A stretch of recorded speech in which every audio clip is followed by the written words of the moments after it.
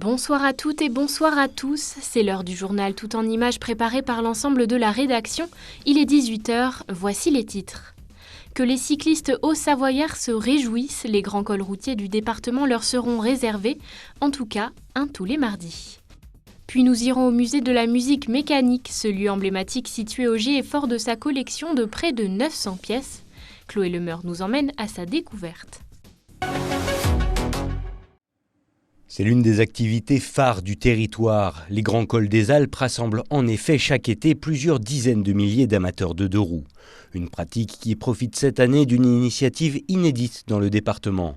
Nommée la Savoie au sommet, l'opération lancée ce mardi consiste à fermer un col célèbre à la circulation le temps d'une matinée pour le réserver aux cyclotouristes.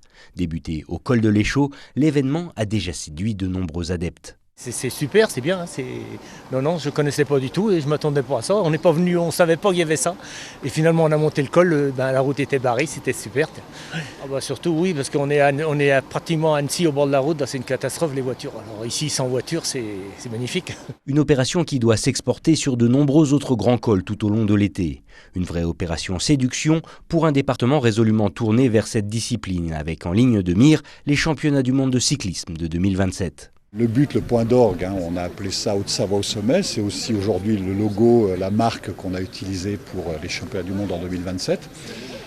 Donc voilà, c'est quelque chose qui va aller en s'amplifiant. Cette année, on a 8 cols, l'an prochain, on en aura peut-être plus. On va peut-être démultiplier ça dans la semaine, on verra comment ça se passe. On va voir comment se passe l'opération cette année, mais ça correspond vraiment à une demande des usagers. On a de plus en plus d'usagers avec ces fameux vélos à assistance électrique. Et aujourd'hui, voilà, des gens qui avant restaient au bord du lac, faisaient le bord du lac avec plus d'1 million de vélos qui font le tour du lac par an.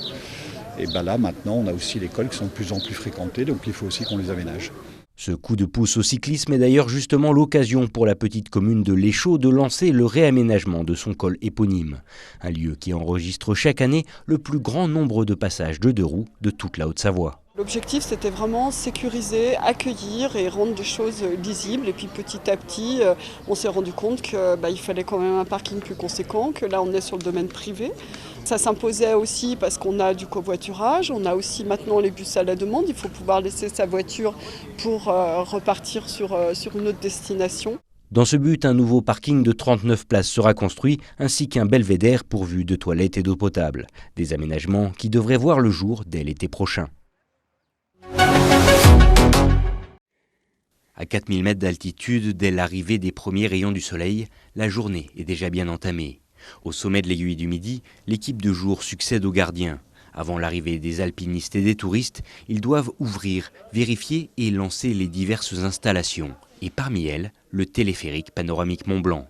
Inauguré en 1957, ce trait d'union franco-italien traverse la vallée blanche sur plus de 5 km. Un vrai exploit technologique qui nécessite chaque matin un protocole précis. À la routine, donc il y a un voyage d'essai qu'on vient d'effectuer. On regarde si tout est en place, s'il n'y a pas de dégivrage à faire, s'il n'y a pas de vent. C'est là, avec les caméras, on voit s'il y a du vent. Donc après, on va envoyer deux personnels qui seront rognons, qui eux seront vigies pour la journée. On contrôle les liaisons phoniques avec la station qui est à l'opposé et avec les 2 personnes qui vont partir au Rognon. Reliant la gare de l'Aiguille du Midi, 3777 mètres, à celle de la Pointe-el-Bronner, 3462 mètres, le panoramique Mont-Blanc est doté de nombreuses particularités. Un sabot suspendu entre le petit et le grand flambeau, un bâtiment pylône installé sur le Gros Rognon, au cœur de la vallée blanche. Mais l'élément le plus caractéristique, c'est bien sa situation, à haute altitude, au cœur du massif du Mont-Blanc, et donc sujet à des variations climatiques extrêmes. Quand on envoie des clients aller-retour, en fait, vu qu'ils ont une demi-heure de traversée, de la visite et une demi-heure de retour, il faut qu'on ait quand même cette marge de sécurité vis-à-vis de la météo, du vent, des orages et tout ça. Donc du coup, ça nécessite une grosse anticipation. D'ailleurs, on est en liaison avec le plan toute la journée, les jours où il y a des risques d'orage, et parce que nous, 1h30 avant la fin de l'orage, il faut déjà qu'on ait fini d'envoyer des gens. 1h30 avant l'orage, il faut que déjà nos clients ils soient sur le retour, parce que sinon on se retrouve avec des clients français côté italien, et après donc nous il faut qu'on organise leur descente côté Courmayeur et leur rapatriement par le bus, donc ça fait beaucoup de logistique on va dire, et il vaut mieux éviter ça. Pour autant, grâce à l'anticipation et aux connaissances des équipes en place, l'expérience unique procurée par ce voyage parmi les sommets attire chaque été entre 30 et 35 000 visiteurs, complétant idéalement l'offre touristique d'altitude. L'Aiguille du Midi, c'est un chouette site, c'est vraiment génial, ça suffit en soi-même, mais le panoramique Mont-Blanc, c'est vraiment un plus. Tous les gens qui traversent, ils reviennent en nous disant « waouh, ils ont vécu vraiment une expérience ». Véritable immersion entre parois et glaciers, le panoramique Mont-Blanc a dernièrement fêté ses 64 ans.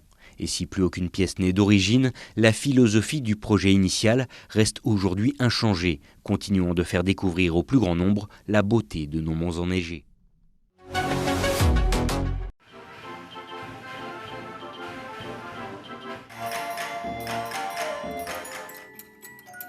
Des instruments qui jouent tout seuls, des automates et même des petits jouets à musique.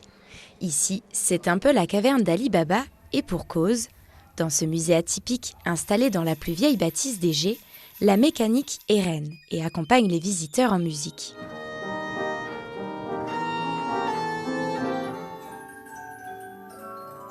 De la petite boîte au gigantesque orgue de foire, en passant par les pianos mécaniques, près de 900 pièces sont ainsi réunies dans ce lieu. Parmi elles, certaines sortent un peu du lot. C'est vraiment une œuvre qui est rentrée il y a peu de temps dans le musée, qui va associer boîte à musique avec des timbres, petits tambours, mais surtout un oiseau. Et ce n'est pas qu'un oiseau siffleur, il chante. Et il y a un petit orgue avec 12 flûtes. Au niveau mécanique, c'est assez incroyable. Et bien sûr, toujours dans de beaux meubles, comme toutes les boîtes à musique. C'est une pièce unique. Au total, le musée s'étend sur une dizaine d'espaces et à chacun sa spécificité. Espace de concert, salle des automates et même galerie savoyarde, regroupant une vingtaine de pièces locales. Bref, ici, tous les goûts et toutes les oreilles sont conquis lors de la visite. Le musée des automates, si vous regardez la finesse des mains, le visage, les détails, alors là, tout est dans le détail. Le moindre vêtement, les doigts, c'est magnifique. Les automates, c'est à part. Ce qui nous a plu, c'est la diversité des instruments et puis l'ingéniosité des gens qui ont créé tous ces instruments. Et puis l'évolution entre le papier, le disque métallique et puis juste au limonaire, là, avec les points d'or, tout ça, c'est fantastique. Dans ce musée, les pièces exposées proviennent majoritairement de l'Europe, le tout complété par des tableaux remettant en contexte les instruments à l'époque de leur création. Cette diversité, c'est justement ce que les équipes du musée tentent d'alimenter avec de nouvelles acquisitions. Une dernière devrait d'ailleurs bientôt s'ajouter au reste de la liste. On vient d'obtenir, c'est tout récent, à vente aux enchères à Nice chez Millon, le piano mécanique qui a appartenu à Pablo Picasso. On a des photos de lui devant cet instrument, donc c'est un achat fabuleux au niveau de la notoriété de notre musée. Donc il va passer dans les mains de notre facteur de piano, de notre ébéniste marketeur pour le présenter tel qu'il était dans le salon de Picasso à l'époque. Si le musée se visite toute l'année, les équipes veillent aussi à transmettre ce patrimoine hors les murs en organisant des événements. Le prochain rendez-vous mettra notamment à l'honneur les orgues limonaires en juillet, à l'occasion de la 6e édition du musée en fête. C'est la fin de cette édition. Merci à vous pour votre intérêt à l'information sur notre chaîne. Nous nous quittons avec ces images du concours international de sculpture sur paille et foin qui a pris fin ce dimanche à Valloire. Tout de suite, la météo préparée par Thierry Paulme. Excellente soirée et à bientôt.